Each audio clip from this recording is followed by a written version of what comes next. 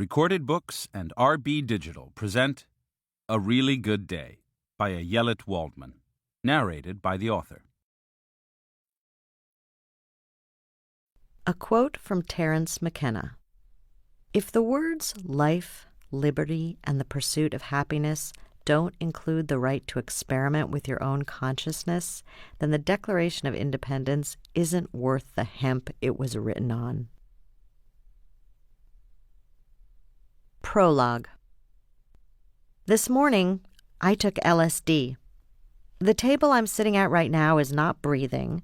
My keyboard isn't exploding in psychedelic fireworks, lightning bolts shooting from the letters R and P. I'm not giddy and frantic or zoned out with bliss. I feel no transcendent sense of oneness with the universe or with the divine. On the contrary, I feel normal. Well, except for one thing. I'm content and relaxed. I'm busy, but not stressed. That might be normal for some people, but it isn't for me. I didn't drop a tab of acid. What I took is known as a microdose, a sub-therapeutic dose of a drug administered at a quantity low enough to elicit no adverse side effects, yet high enough for a measurable cellular response. A microdose of a psychedelic drug is approximately 1/10 of a typical dose.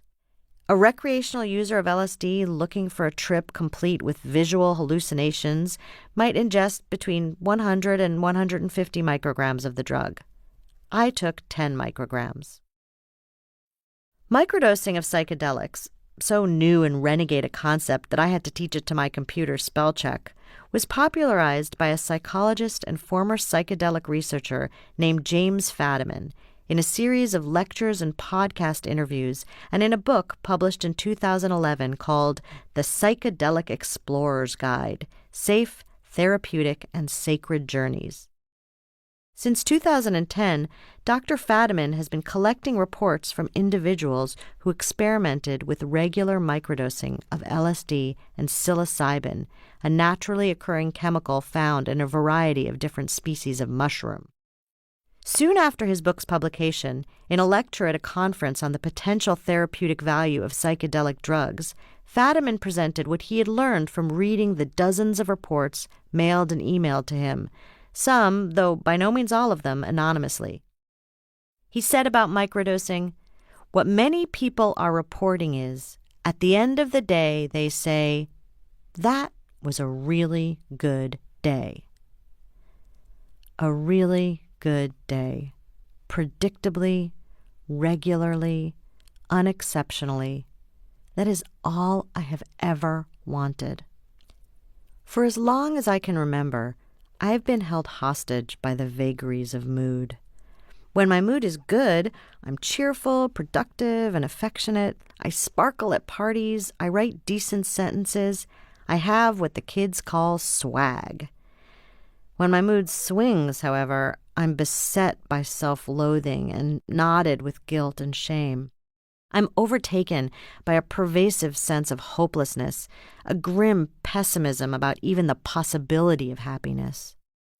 My symptoms have never been serious enough to require hospitalization, nor have they ever prevented me from functioning either personally or professionally, but they have made my life and the lives of the people whom I love much more difficult.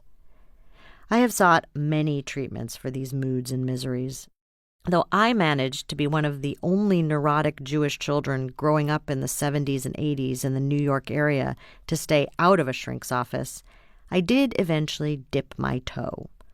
Or, to be more accurate, I waded into therapy with the eagerness of a dehydrated camel sloshing into an oasis mud puddle. I wallowed in therapy of all kinds.